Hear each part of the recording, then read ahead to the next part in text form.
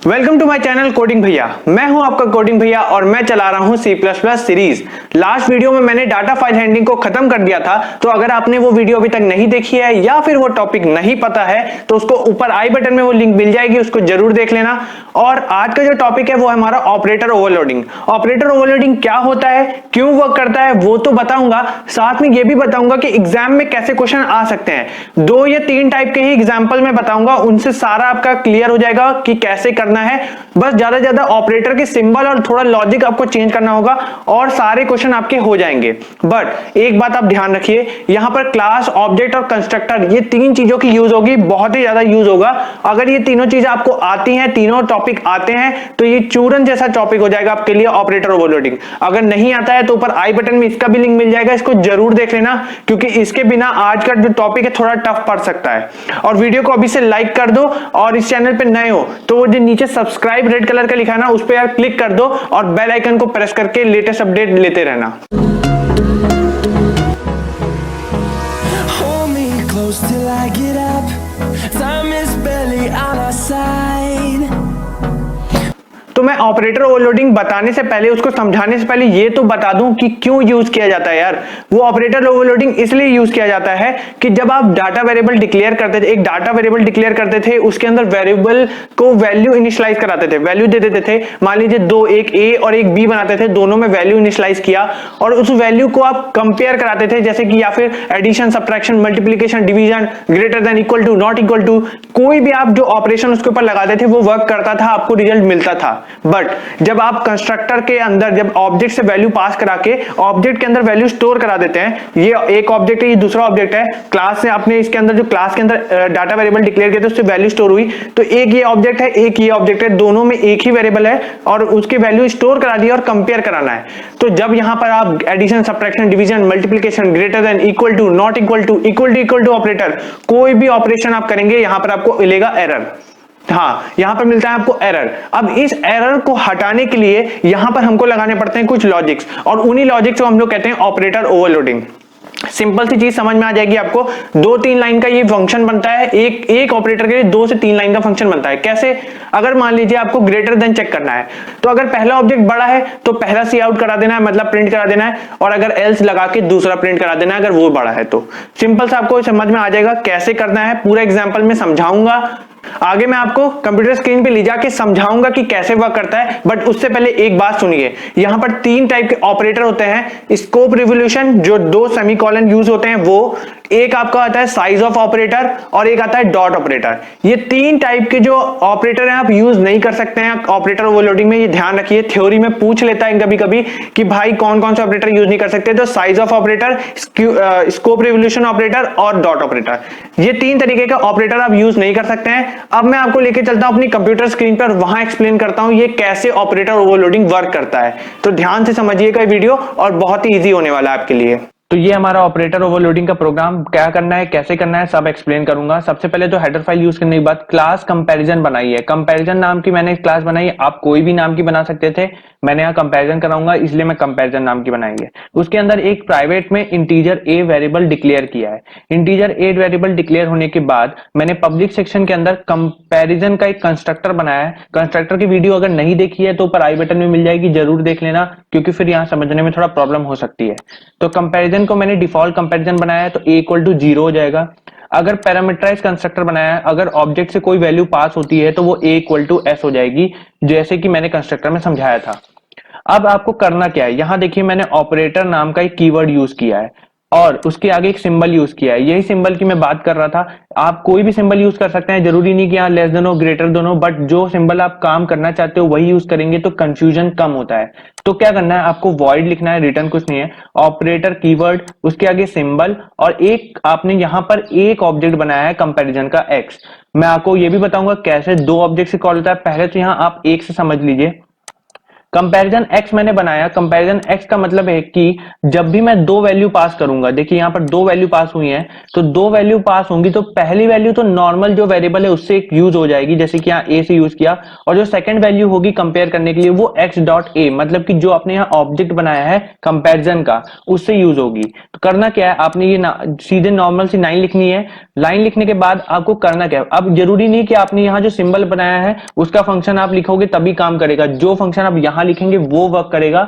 इसलिए देखिए ध्यान दीजिए यहाँ पर कि ये जो हमने ऑपरेटर यूज किया इसी का वर्क होना चाहिए। तो ये ग्रेटर देन का ऑपरेटर यूज करने के बाद क्या करना है, देखिए मैंने सिंपल सी लाइन लिखी कि इफ जो पहली वेरिएबल मैंने पास की है इस ऑपरेटर के साथ, देखिए यहाँ पर लिखा हुआ है x1 और x2 दो वैल्यू पास हुई इस ऑपरेटर के साथ, तो जो पहली वैल्यू पास हुई है x1 वाली जो a यहाँ पर स्टोर हो गई है, और जो x2 वाली यहाँ पर एक्सेस कर रहा हूं मैं x डॉट a से, तो अगर a बड़ी है तो cout first is bigger, endl use किया मैंने कि नेक्स्ट लाइन में आ जाए, तो cout first is bigger हो जाएगी, क्योंकि इफ आपको पता है कैसे वर्क करता है, ये लाइन एग्जीक्यूट होगी, अदरवाइज अगर बड़ा नहीं होगा तो सेकंड लाइन एग्जीक्यूट होगी। ये देखिए सिंपल सा प्रोग्राम यहाँ पर बना है, इसका फंक्शन बना है, और ये काम करेगा कैसे वो अभी मैं आगे और एक्सप्लेन करूंगा। सेकंड मैंने यहाँ पर नॉट ऑपरेटर के लिए बनाया है, तो देखिए यहाँ पर ऑपरेटर मैंने कीवर्ड यूज किया, कंपैरिजन एक्स वैसे ही एक ही ऑब्जेक्ट यूज किया है। पहले ऑब्जेक्ट को मैंने डायरेक्ट ए से यूज कर रहा हूं, क्योंकि यहाँ पर ए देखिए मैंने ये ए बनाया था यहाँ पर वेरिएबल, इसीलिए पहला ऑब्जेक्ट जो ए डायरेक्ट, और दूसरा जो है एक्स डॉट ए वो कंपैरिजन के जो ऑब्जेक्ट है यहाँ पर एक्स उससे एक्सेस कर रहा हूं।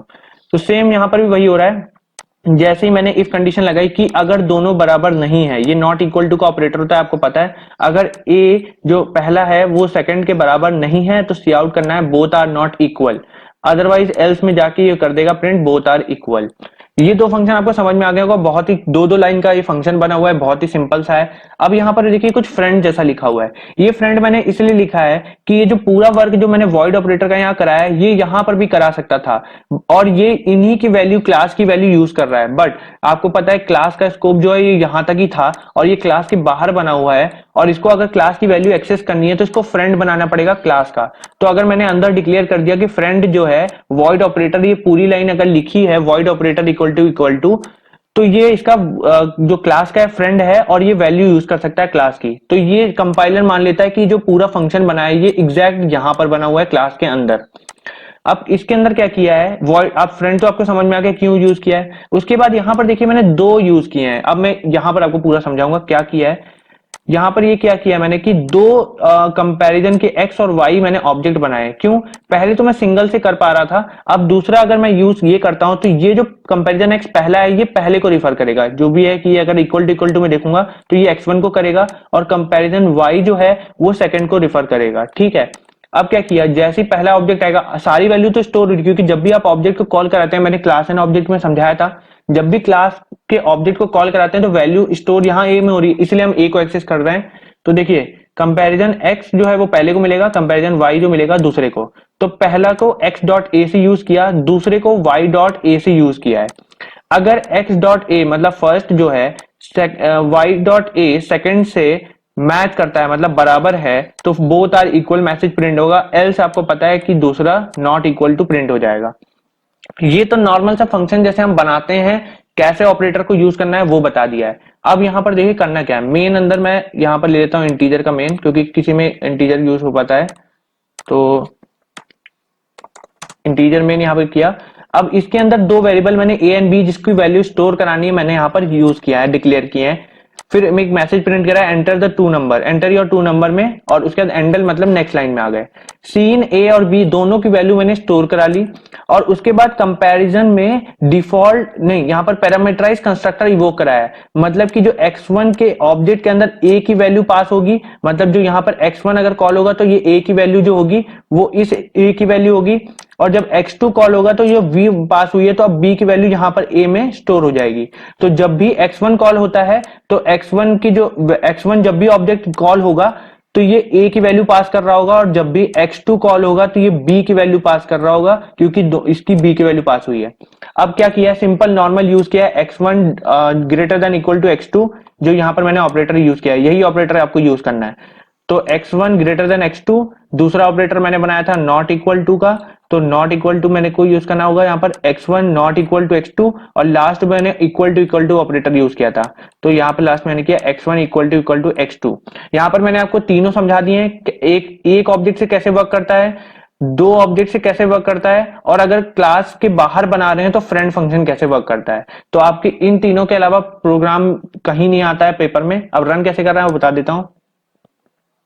देखिए पूछा एंटर टू नंबर, क्यों? क्योंकि सबसे पहले कहां पर आते हैं, मेन में आते हैं, तो मेन में उसने पूछा एंटर टू नंबर, तो एंटर टू नंबर में हम लोग करेंगे, यहां पर मान लीजिए हम लिखते हैं 5 और दूसरा नंबर 7। तो देखिए सेकंड इज बिगर प्रिंट हुआ, क्यों? क्योंकि सबसे पहले जो था ग्रेटर देन चेक कर रहा था, तो सेकंड वाला बिगर मिला एल्स पार्ट में जाके, क्योंकि इफ मैंने लिखा था पहला अगर बड़ा है तो फर्स्ट इज बिगर आएगा, नहीं तो सेकंड इज बिगर आया। फिर जो equal to operator not equal to operator बनाए थे, उसमें पहले लिखा था अगर दोनों नॉट इक्वल टू हैं तो नॉट इक्वल टू लिखना चाहिए, तो नॉट इक्वल आया है। और लास्ट वाला भी नॉट इक्वल इसलिए लिखा है कि दोनों बराबर नहीं है, क्योंकि उसमें मैंने लिखा था कि अगर दोनों इक्वल हैं तो इक्वल प्रिंट हो। तो ये देखिए ऐसे वर्क करता है हमारा ऑपरेटर ओवरलोडिंग। तो आपने ये समझ लिया होगा कि ऑपरेटर ओवरलोडिंग कैसे काम करता है। कितना सिंपल सा था, एक ऑपरेटर के लिए आप 2 से 3 लाइन का उसका फंक्शन बना रहे थे, बहुत ही सिंपल सा था। इसी के यूज करते हुए आप दूसरे ऑपरेटर का भी वर्क करा सकते हैं। पेपर में आ जाए कि आपने अगर मैंने ग्रेटर देन का आपको समझाया, लेस देन का आ जाए, तो आपको बस थोड़ा सा चेंजेस करने होंगे फंक्शन में और आपका बन जाएगा प्रोग्राम। अगर इन केस आपको कोई ऑपरेटर का समझ में नहीं आता है तो कमेंट सेक्शन में पूछ लेना, मैं आपको उसका आंसर वहीं तुरंत पूरा लॉजिक समझा दूंगा और पूरा प्रोग्राम भी भेज दूंगा, कैसे उसको रन कराना है, कैसे करना है। और या फिर हमें इंस्टाग्राम अकाउंट कोडिंग भैया पेज पे फॉलो करके वहां भी पूछ सकते हो, वहां मेरे लिए थोड़ा इजी होता है आपको वहां पर समझाने के लिए, क्योंकि कमेंट सेक्शन में यार कितना लिख पाऊंगा मैं, कितना एक्सप्लेन कर पाऊंगा, बट वहां पर मैं इमेजेस सेंड करके आपको समझा सकता हूं इंस्टाग्राम के ऊपर। तो आज के टॉपिक को हम लोग यहीं खत्म करते हैं और मैं मिलूंगा अब अपनी नेक्स्ट वीडियो में, तब तक के लिए कीप कोडिंग।